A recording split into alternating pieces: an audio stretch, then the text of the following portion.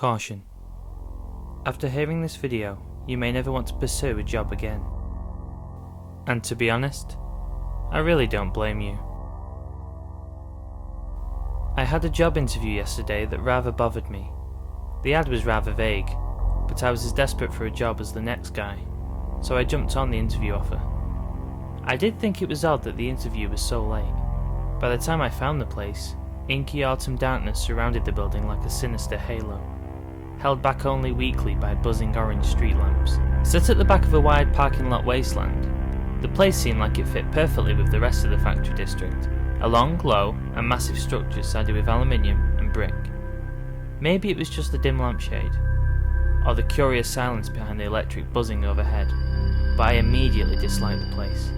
The chilly walk-up had me constantly looking around, as if someone might rush from the distant darkness and rob me.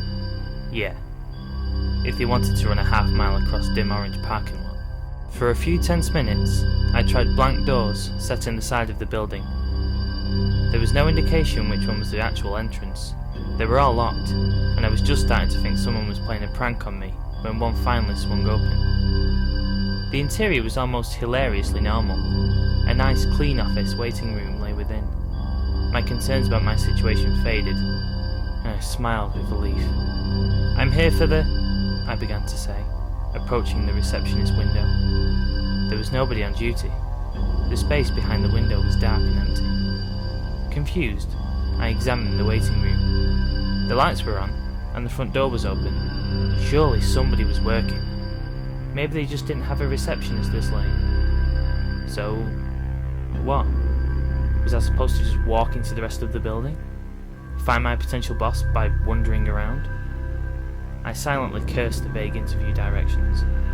The sound of clinking glass faintly radiated from somewhere. Peering through the receptionist window, I called out, but the shadowed office beyond remained silent. I tried a door at the back of the waiting room. Locked. I tried the one next to it, and it swung open easily, surprising me. Embarrassed, I stepped through, hoping nobody saw me stumble with the door. The other side opened up into a vast cavern-like space filled with machinery. The jumbled mechanical beast lay quiet and dim. Was this a manufacturing job? On the far side of the factory, I saw a single bright light hanging over an active machine. I approached the operator carefully, overweight and hunched uncomfortably over the controls. He seemed to be quite focused. As I grew closer, I shouted over the rising mechanical screech. "Hello?" He ignored me, or didn't hear me. "Hi, I'm here for the interview," I shouted, circling the machine so he could see me. The screeching stopped abruptly, and the machine died with a fading whir. He looked up and lifted his goggles onto his forehead, resting them on his greasy, matted hair. His beady eyes, set above glistening sallow cheeks, focused on me for a long moment. Good, he finally grumbled. "This'll be a field interview. Get it?" I did my best not to look wary. This machine needs some nimble hands." I don't follow. Huffing, he leaned over, opened a hatch in the machine, and pointed back through a mess of gears, pistons, and other components I didn't recognise or understand. "See that?" A wrench fell back in there. I can't reach it. Leaning close to him to see inside, I held my breath against his rank body odour. The air near him seemed to be moist from sweat, and his breath was a foul mix of smoke and... liquor? Not wanting to be rude, I said nothing. "You want me to reach in and get it out?" I asked, wondering if he was serious. "Well, I sure can't do it," he shot back, rubbing his round belly near strange stains on his shirt. I considered the idea. The machine was rather low and wide. To reach the back, I'd have to crawl completely inside the hatch, among all sorts of components that were obviously in motion when the machine was in operation. "Shouldn't you power it off or something?" "It is off, kid." "But I just saw you running it." "Just in maintenance mode. Now get in there, or don't you want this job?" Frowning, I leaned closer to the hatch. In the corner of my eye, I saw him lick his lips. I I was thoroughly freaked out, but I needed a job. I leaned in a little, trying not to get too near any of the jagged parts that might suddenly start moving. Shaking, I reached out, but I couldn't reach anywhere near the back. "Come on, get all the way in there," he insisted. I imagined I could barely detect a strange note of excitement in his tone. I moved in another few inches.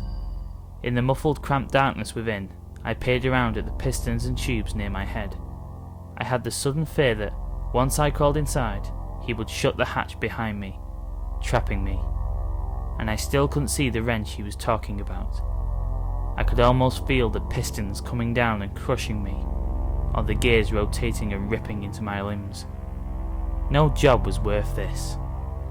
I slid out. "Sorry, man. I gotta go." Making some polite excuses, I practically bolted back out through the waiting room and into the chilly night, immensely relieved. I spent the drive back running over the events in my head, wondering if I'd just read too much into everything, wondering if I'd freaked myself out for no reason and blown a chance at a real job. As my fear faded, I began shaking my head at my own stupidity. It'd been nothing, and I'd probably really offended that guy. When I got home, I had an email about the interview. My blood ran cold as I read the apology. The man I was supposed to meet had sent me the wrong address.